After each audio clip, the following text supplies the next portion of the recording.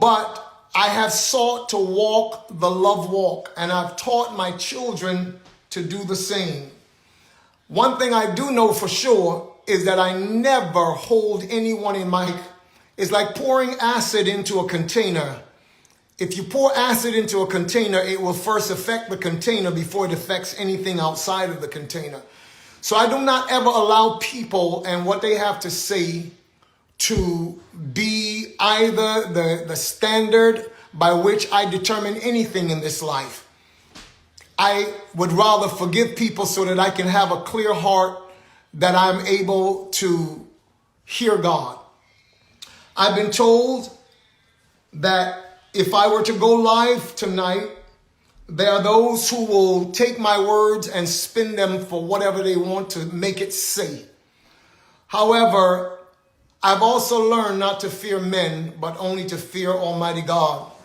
You see, Jesus said this one day. He said, "Do not fear those who can kill the body, but rather fear him who after the body has been killed can also destroy the soul in hellfire." So I've learned over the years not to fear men. Now we are living in a time of the internet. We're living in a time of social media. And it is so sad to see social media becoming a place that is so full of toxicity. People, internet trolls, who don't like to see the beauty of a life unfold. You know, they like moles. Digging up dirt on people is to them like though it was gold. And that's the world we live in right now. I think that we have the power to change the narrative. Because one thing that the evil empire fears more than anything, they fear masses of people thinking for themselves. That's what they fear. That's their biggest fear. You know, we live in a world where the powers that be tell us that we should walk around with these blindfolds on. They want us to be walking around with blindfolds, and we are to depend on them to be the only one that can lead us or direct us where we should go. And they never want us to remove the blindfolds, because they fear that if we remove the blindfolds, not only will we realize that we can see, but they fear that we will realize that the people who are leading us around are actually the ones that... And their continued existence depends on us never knowing that they really are the ones that are blind. Do not think that because you have money or because you are in politics, that makes the light automatic to you. It does not. So let me start here. Let me go back to the day of the verdict at the courthouse, because I left that courthouse and the cameras were there. I did not come out saying, "Oh, I'm about to say something and this would be a good moment to make a statement so that what I'm going to say will go viral." That was never the issue at all. I came out because I had sat for 2.5 years seeing an injustice being perpetrated against an innocent man. There are those who would say, "Oh, well, that's your son. You will believe anything." Truth be that before I had children, I was sworn to serve the kingdom of heaven. I am an ambassador of that kingdom. So people can say whatever they want. After this message today, there are those who will applaud. There are those who will disapprove. And there are those who will downright try to make it say what they want it to say because they so fear the truth coming out. So that day I left the courthouse. So let me start there. Like I said, I left the courthouse, and as I left, I responded in a way that some would say, "Oh, he was so emotional. It was just an emotional father." Listen to me. I fought many battles in my life, and I fought battles for people who were not even my children. I've been a voice for the voiceless for a long time. Some of you may not know this, and that's why I'm introducing myself, that you may know who is standing in front of you right now. All right? So, I spoke up because I'm not someone who have been conditioned over the years to fear the ramifications of evil people. I fear God. I fear God. And at the end of the day, anyone who could ever seek to shut my mouth or stop me from speaking the truth to the point of trying to extinguish my flame, guess what? The only thing you can do is give me a one-way ticket to heaven. You can't do anything to me. You can't do anything to me. So that day, it was not merely an emotional outburst. I saw an evil system. I sat in a courthouse and I watched how evidence was literally obscured, blocked, barred. Everything and anything that was actual evidence that could speak to my son's innocence. I saw people go above and beyond the call of duty to make sure that it never came in to view. And now here we are. And it's interesting because I'm seeing that the people are really not as stupid as many would like to think that they are. Because I've seen that people have actually looked at all of it and say, nah, something's wrong. Something is really, really wrong here. And we're just not buying it. So as soon as certain folks saw that the narrative was not going in the direction that they wanted it to go, as soon as they saw that, in fact, it was not how they thought it was supposed to have thrust certain people further into the stratosphere of superstardom while using my son as a sacrificial lamb to make that happen, because that's been the narrative for 2.5 years. That's been the narrative.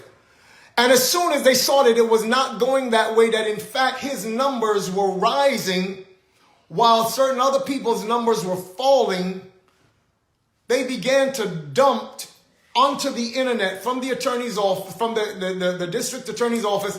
They began to dump things that were supposed to have been evidence in a trial as though the guilty verdict was not enough. Then you had persons like this lady, what's her name? This journalist, Megan Cuniff. This woman actually went on and said that she saw my wife and I giving transcripts or leaking information to certain journalists to put out on the internet. Wait. Stop for a second. Number one, why would the district attorney's office give us things to put out on the internet to make my son look even worse? Hence, I'm talking about the interview with Kelsey. Why? That makes no sense. So I had to realize that this woman was saying things for the sake of clout. Moving right along, here we are today. Long time ago, I made a decision before God. I said, God, if I ever sin or mess up in private, I will come before you and I will repent. I will ask forgiveness in private. But as a leader, if I mess up publicly, then I will go to the people before whom I've messed up and I will ask them to forgive me publicly. That's been my stance. So that's why I'm even going back to the day on the courthouse steps. Because many of you were led to believe that it was an emotional outburst on my part. It really was not merely an emotional outburst. You would have to know my history. You'd have to know how God has used me in nations around the world. You would have to know that there are times when I've stood up with great boldness to speak on behalf of those who were marginalized, those who did not have a voice, to speak on behalf of those who people did not want to be able to have a voice, to publish their pain and the things that were going on with them. And so that's been an issue for some time. So you can chalk that one up to the burden of leadership. But I want to ask a real serious question. What do you do when you see injustice happening, when it is so blatant and so plain before you? What do you do? Do you just sit back and fear the powers that be and say nothing? Is that the response that we are expected to have in the midst of injustice? For me, I remember what the scriptures say. Number one, woe to you when all men speak good of you. You see, when everybody is speaking wonderful of you, somewhere along the line, you're compromising, because not everybody loves the truth. And if you are just, everybody is speaking wonderfully of you, it means you're not telling the truth somewhere or the other. So I don't fear when people begin to be concerned that I speak or say what is right, even though it can cost. I want to tell you all something. We have been conditioned in life to always take the path of least resistance, because we don't like discomfort. We don't want discomfort. We fear anything that makes us uncomfortable. But we don't realize that sometimes discomfort is a part of the process. Discomfort is a part of the process. A diamond never becomes a diamond just by not going through discomfort, if you will. Diamonds are formed 240 miles below the Earth's, I forget what you call that crust below the surface. And it is processed by heat and by pressure. The heat there is over 3,000 degrees. And 50 millibars of pressure. They said if you want to understand that, then imagine the weight of 2,000 grown men standing on your foot. That's the kind of pressure that it takes to form a diamond from what?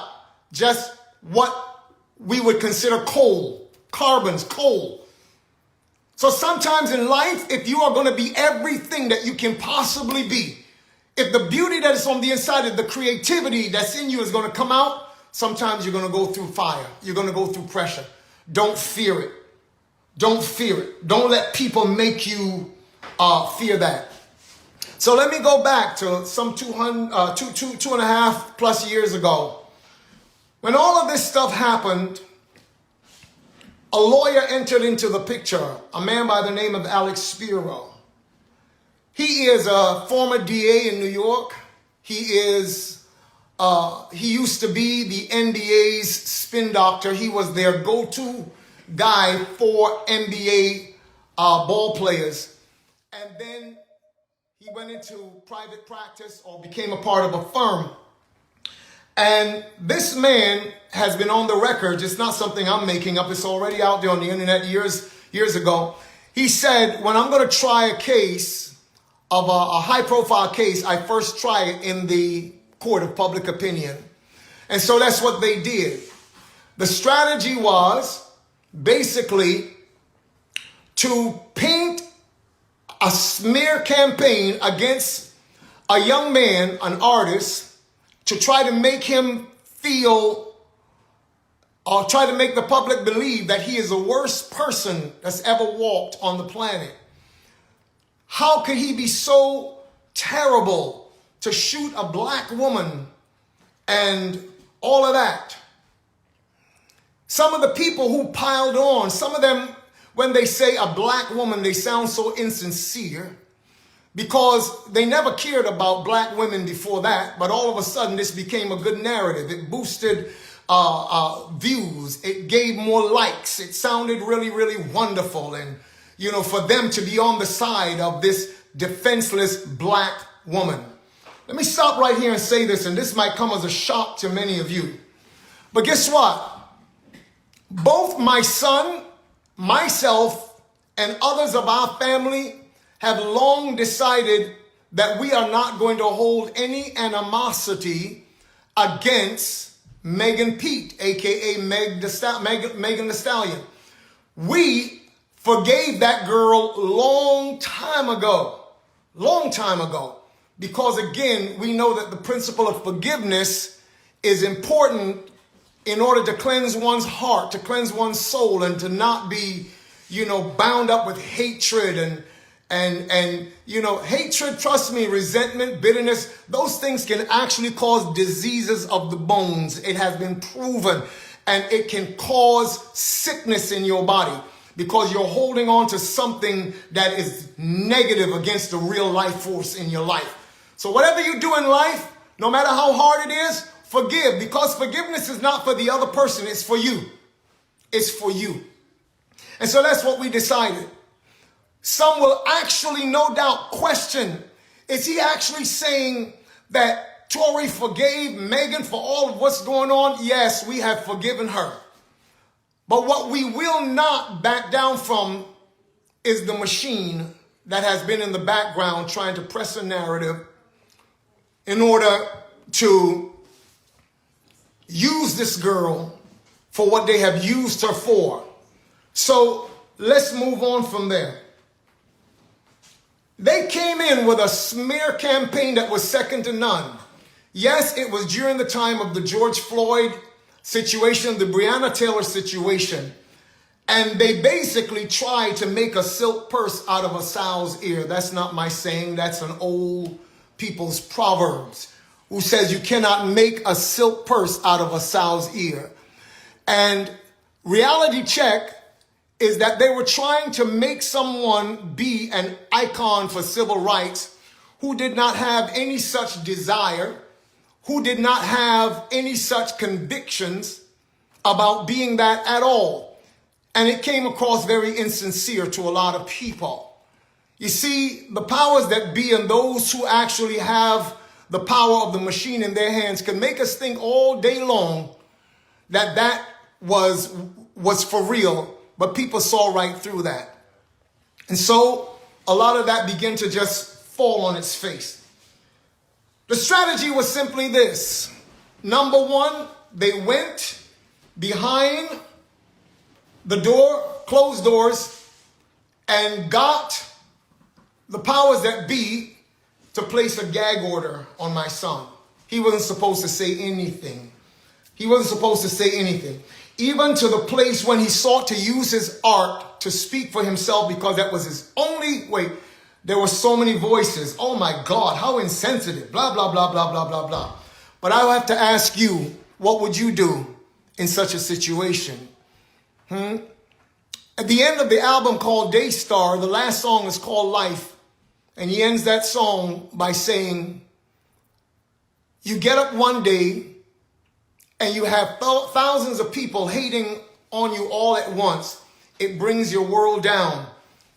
I would like the youth of today to take me as an example, because I don't care about none of those things. I will continue to stand up, and I'm paraphrasing now, so let me leave that alone. So the strategy was very simple. Shut his mouth while the mouth of those with the biggest megaphone on planet Earth piled on and said everything. Can you imagine? 2.5 years, every single day, you have to get up to that, knowing that you did not do this. And so that was the face that they decided would be best, would best serve their narrative. Who really is Daystar Peterson, people? Who really is Daystar Peterson? 1 second, please. Who really is he? The fact is that he's one of the kindest individuals that you could ever meet in your life. The truth is that they don't want you to know is that he is someone who actually goes out of his way to help so many people. And I can tell you testimony upon testimony of things that he does and never says anything about it. Never lets anyone else know what he does in the background to help people. He will never tell you that, and there's one young lady who got in contact with me that was diagnosed as being bipolar, having a bipolar disorder, that he paid her rent. She told me, not him, because he would never say it. He paid her rent for 1 full year because she was a single mother battling through depression and situations going on in her life. He will never come and tell me what every security personnel that's ever worked for and with him has told me one by one, independent of each other. I've never worked with a celebrity like this. I've worked with others. Sometimes they make us stand outside as they go inside and have meals and do all this. He has never treated us like that. He has only ever treated us like family. But yet the world will try to make you think that this is the worst kind of human being, and it's not true. So I can't continue to sit here and just hear this over and over and over and over again and say nothing. Now my son is fighting for his life because of things that have been done in a terrible way. And they would have us to just do nothing, just say nothing. But today I'm asking you to help me to get the real story out. Because I did not realize in the beginning, when this media war started, what the end result of it would really be. I didn't realize what the strategy really was, and how there are those who felt it necessary to push this narrative and what they were pushing it for. And so here we are. But this is not just about Daystar.